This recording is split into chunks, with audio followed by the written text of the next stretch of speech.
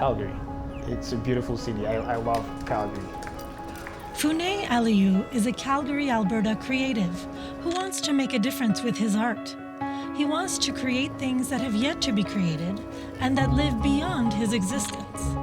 Born and raised in Lagos, Nigeria, Funeh began a hobby that would eventually travel with him to Calgary and bring into focus his need and desire to connect with his space through photography.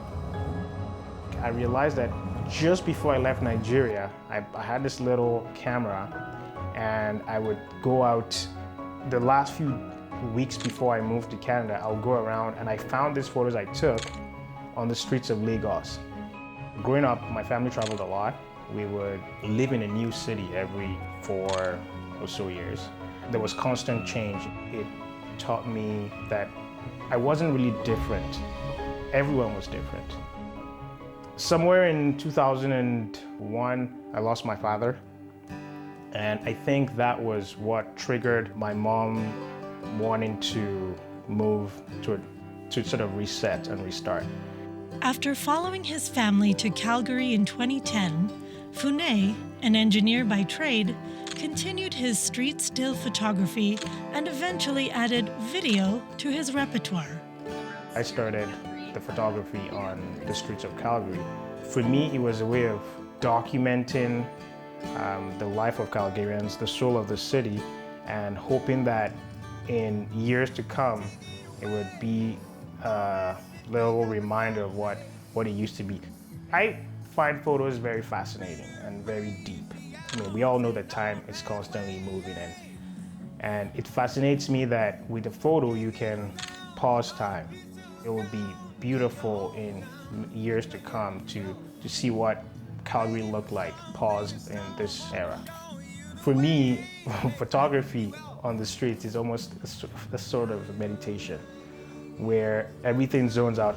When I'm out shooting, there's a certain kind of laser focus that I certainly have, and I can just see stuff that I wouldn't see otherwise. The connection that my camera has given me to the city makes it very deep. Deeper than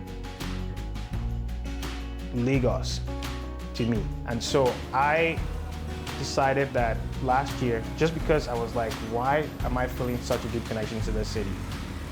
I had to go back to Nigeria to take photos there, to feel that same connection again. So that's how deep I feel with Calgary.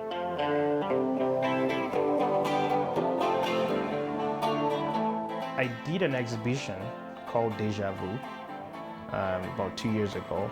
Every photo in the exhibition was 2 photos paired, where they were taken at different times and at different places. But when you look at the photo, they're almost exactly the same. Complete different people in the shot, in the frame, but they say the same thing. Almost. It showed sort of the link between what has happened and what is happening, and it's sort of this cycle of what has will be and what will be has been. To be alone with ourselves in silence, to look within and just see where silence takes us. This project is barely scratching the surface of what we can discover about ourselves when we let our minds go uncaptured. With encouragement from his sister, Funeh decided to enter the video world outside the familiar street themes, with a project that was decidedly unique, capturing candid views of individuals by pointing a video camera at them and letting them unveil their intimate self. After appropriating a few friends, he tried someone a little closer to him. What transpired is an award-winning short film titled Uncaptured. It started as me just trying to capture a video that showed people from their ready face to their real face, or to their real self. And I sat my mom down. Hers was when I realized there was something deeper than just looking at that face. I started to notice there were points where her face would completely morph, and I would see faces I've never seen before. I said, I want you to tell me what you were thinking at this very moment. She told me that she was thinking about my dad, And then she mentioned that the process felt like hypnosis.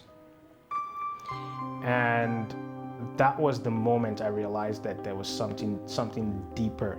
At the end of the day, I had people who were sitting for 30 minutes plus, because what I found was, for certain people, depending on who they are, some people took much longer to get to that point where, I call it the break point, where you can no longer pretend. And you sort of forget yourself and a different you comes out. Or what I want to believe is the real you, or the real self. It taught me the importance of silence. I have come to realize that I just love people. People fascinate me. And every creative project that I have done relates directly to people. So their emotions, their thoughts, their interactions with each other. That's how I live my life. I ask the Lord. Before my mom left Nigeria, she started a little grief program for other widows where she would support them with some of the strength she had received and sort of help them with their own journey. When we moved to Canada, she started to run some grief programs here. And that was the project we were recording until she passed away last month. So at this point, the documentary or the project I'm working on is now telling her story, but then now including a little bit of my own story with loss as well. There's so much about me that I don't know, and there's so much to uncover about people, and I can learn more about me by learning about people, and vice versa. And so it's just this people fascination.